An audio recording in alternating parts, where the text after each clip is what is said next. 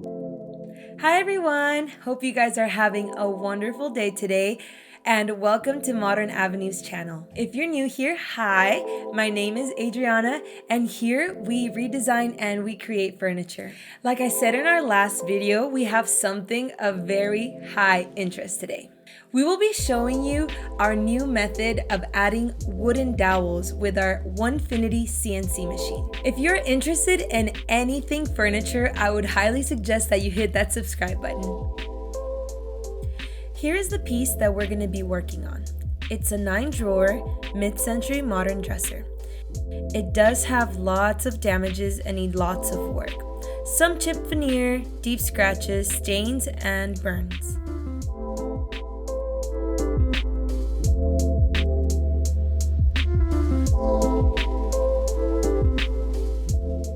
First operation is going to be sanding. Because this piece had so many damages, I started off with sanding with 120 grit, and in the tougher parts, I used 100 grit. I wanted to sand down as much as I could without burning through the veneer to remove the dents.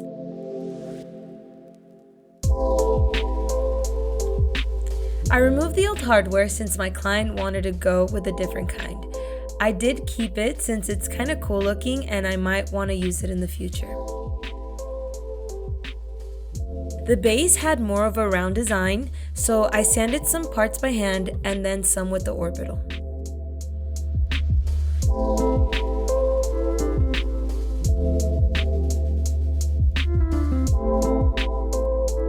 And here is a piece all sanded and ready for the dowels.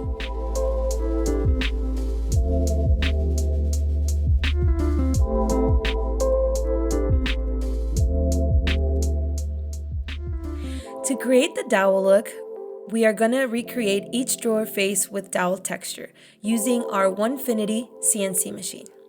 First, we need to prep the wood for cutting. We cut all boards 4 feet long and then put them through a planer to reduce the thickness of the boards since we don't want our dowels to be too bulky. After all the boards are ready, we secure them on our CNC and begin the process.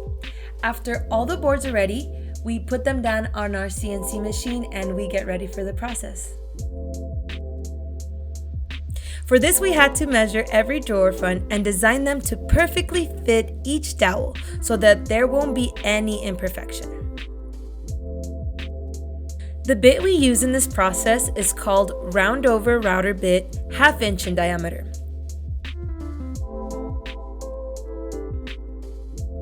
Last step was to clean up the boards we cut to attach them to the drawer fronts. We used glue, clamps, and a nail gun to secure everything in place.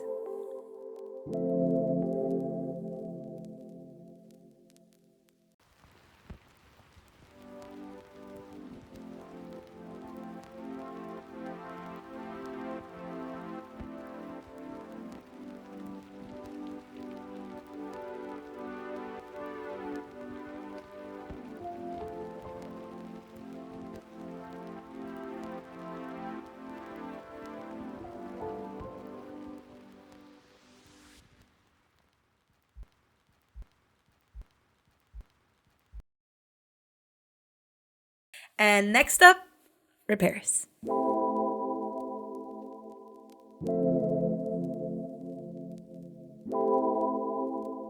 My favorite repair product is Bondo.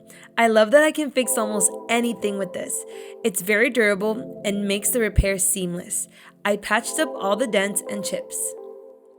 This might be the most important step of this project, sanding in between the dowels. Because it was made with a machine, some of the inside crevices were very rough. I started to sand with 100, then 120, and then 150 grit. I wanted the drawer fronts to be super smooth.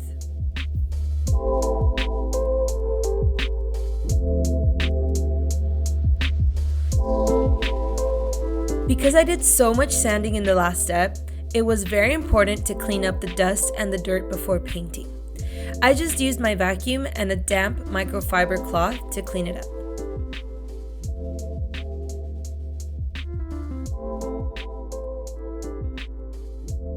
Here, I will mix and thin my paint before straining it into my paint sprayer. The color my client picked is called Olive Leaf by Bear. It's a very deep and rich olive green. I like to paint the drawers outside of the dresser to get all the edges, and especially with this 3D design, it's important to hit every angle.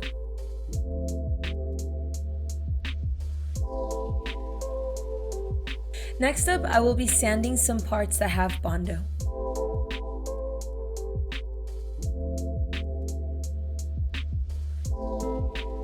This vintage piece is old, and because of its age, it was also very dusty and dirty inside. I made sure to vacuum and clean it out before painting. This is my first coat of paint to the dresser.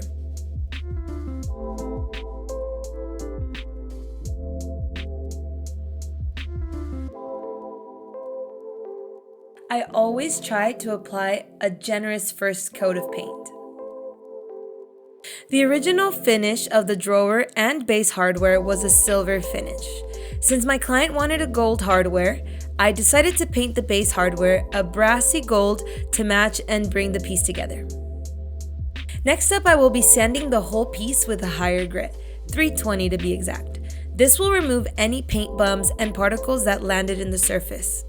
By the time I do the next round of paint, the paint will have a smooth surface to even out into.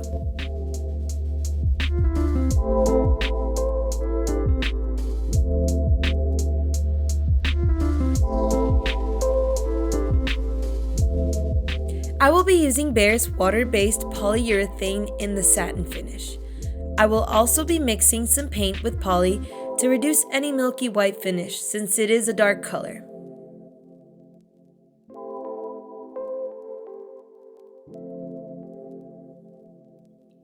Believe it or not, this foam glass cleaner is my favorite to remove any overspray paint. It really does get the job done. I will be using this very beautiful wallpaper. It's also one of my most requested drawer wallpaper liners. I simply measure, I cut, and then I stick it to the base of the drawer.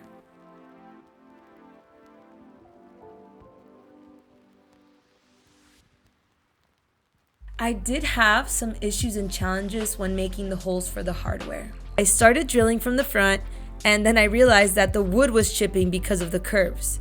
When I drilled the holes from the back, the process became much smoother. I did have a couple of chips, but nothing some Bondo and paint cannot fix. After fixing some of the damages, I realized the dowels were not as smooth as I wanted them to be. Even after already applying poly, I sanded everything down again until it was smoother than before. I also used some special detailing tools to get into those gaps. So here I am painting everything all over again. Once everything was dry and finished for the dresser, we added the leg base hardware as well as new nail sliders to keep them in place. Finally, the last coat of poly after all of these repairs. This part was a long time coming, so I was very excited to finally put that last coat. Here is the modern hardware that my client chose. I love the curve and the edge to these. I think they match so well with the color and the design of this piece. And here is the final result. Seriously, I could not be happier on how this turned out.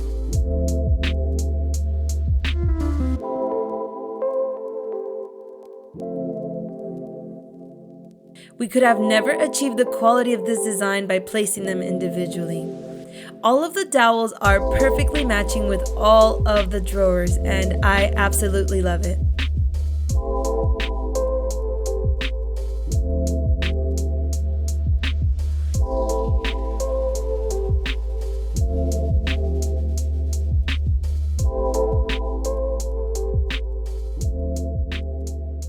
Thank you so much for watching. Stay tuned for our next video. I promise it's gonna be an awesome one. Goodbye for now and see you guys soon.